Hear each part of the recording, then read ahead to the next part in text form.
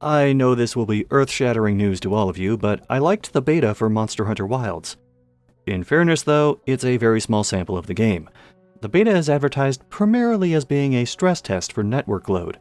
Thus, the beta includes player lobbies in addition to player groups, which is a bit of a change from the old Monster Hunter beta approach, which was basically, here's 3 quests, have fun, pre-order the game.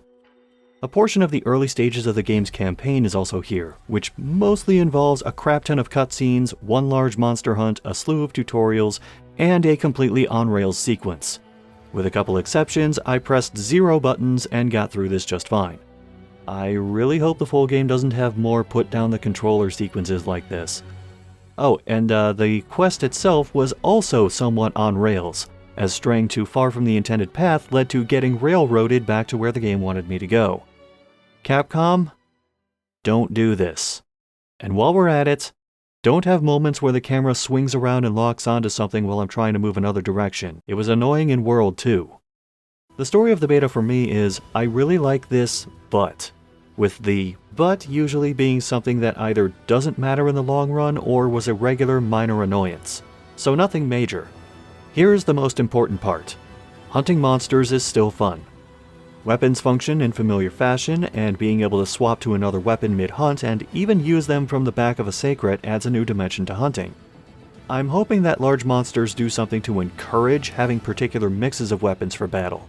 Slicing and impact weapons, close range and range weapons, stuff like that. That said, it was apparent that they made the effort to include new attacks and adjust old ones.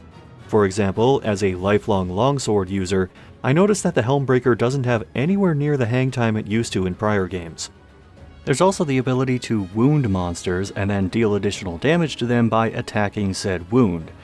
This kind of plays like a combination of the Clutch Claw weakening system from Monster Hunter World's Iceborne expansion, and the Hyper State system from Monster Hunter Generations, where you're focusing on a very specific spot. It's a neat little addition, but one that I kept forgetting to actually use. We'll see if this gets emphasized more in the full game. The Sacred are a fine means of getting around, but I don't understand the choice of having it automatically start running when you mount it and then have to hold a button to make it stop. Several times I would call the Sacred and it would pick me up and slam into a wall, particularly when I was in town or anywhere that wasn't a big open space. Getting around was also made a bit more difficult by the new map system. The big difference here is that the map is sort of 3D to show elevation and rotates around. It's got a bit of Metroid Prime to its function. However, this also means there are effectively no cardinal directions to the map, which makes it harder to tell where things are. Even after a few hours, I was still struggling to find where the main encampment was because the map was constantly spinning around. The environment and smaller monsters I found to be alright, though the big area with high dunes could be a pain in the ass to fight anything in with the constant elevation changes. They're much more interesting when the in-game weather changes to a lightning storm. Certain landmarks and even small monsters effectively act as lightning rods, and seeing them shrug off getting struck gives that feeling of, oh right, this is their turf and we're just hunting in it. Quests can be initiated by just wandering out onto the map and picking a fight with a larger monster. After dealing a certain amount of damage, the quest begins. I hope this doesn't mean expeditions aren't a thing anymore, because just going out into the world and fighting whatever large monster popped up at my own pace without the restraints of quests is something I really enjoyed, and the game wouldn't be the same without that.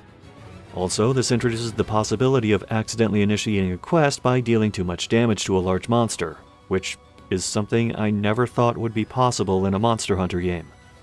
As for the large monsters you can hunt, I enjoy them, and each has some kind of behavior that I found interesting and helped set them apart. Dalshaguma has the alpha that you need to separate from its pack, Balahara burrows and climbs formations for certain attack patterns, and Rei Dao has some really nice flight patterns it uses to swoop down at hunters and land lightning attacks. Also, I already have my own stupid little nicknames for these guys. Dalshaguma is Loads of Money, Balahara is Tapeworm, and Rei Dao is Everybody Loves Raymond. Aside from the captions not always matching the voices, the game also has voices for some people who didn't speak at all previously. The hunter isn't a silent protagonist anymore, which I don't know how to feel about that. It didn't help that my hunter was created with a random number generator and the numbers gave me a chipmunk voice. Where's this village you say you're from? The hunter in general seems to do more on their own now and speak for themselves, which begs the question, what is the handler for? She just seems to be there to dole out quests, mention gathering data, and swipe items before I have a chance to grab them. And then there's the palicos. While there's an option for them to still communicate in their cat language like in the other games, the palicos have straight-up voices now. Trying to call on the offensive! Fierce as a cat! The terrain there! I think we can use it in combat! This seems like something implemented mostly for utility, so that players can know what the palico is doing without having to read any text. Speaking of, that font is a placeholder, right? I kept expecting to see the word sample text pop up. Anyway, I gave the palico voice a chance, and ultimately wound up changing the language back to the traditional cat sounds. The tone they decided to go for with the voice is something I found way too cartoony and distracting during hunts. It felt really out of place. But I'm also an older player. This might not be an issue for people still fairly new to the series. And speaking of language, there was no Monster Hunter language option. I'm really hoping this gets added later, and it seems like it should because there seemed like there were some places where I heard what sounded like that language being used. Back to the big reason the beta is the way it is, the game's lobby system and player link system feature prominently. I was in lobbies with players from all over the world, and I gotta say, being able to read a bit of Japanese makes this game hit different. Aside from coming across Japanese Gene Simmons, I also got blindsided by a name that probably wouldn't fly if it were in English. I see a Japanese player going by Sexual Harassment Man. The link system was kinda confusing at first because of how the menus are organized, and because there were two types of player links. One for quests, and one for wandering around the map.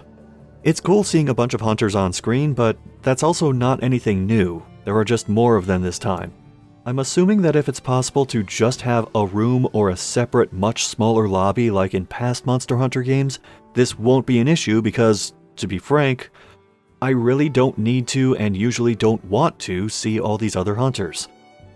Unless they're messing with the gestures and poses, then it's fine. Did you know you can use some gestures while moving now? Step aside pose spamming from Monster Hunter Rise, I've got a new post-quest celebration. So yeah, overall, good, but with a few concerns here and there. Fortunately, this isn't one of those beta tests that happens a week before launch and it wouldn't be possible to change anything. Wilds doesn't release for another few months, so I would expect the final product to not be exactly like this. Or at least I hope it isn't exactly like this.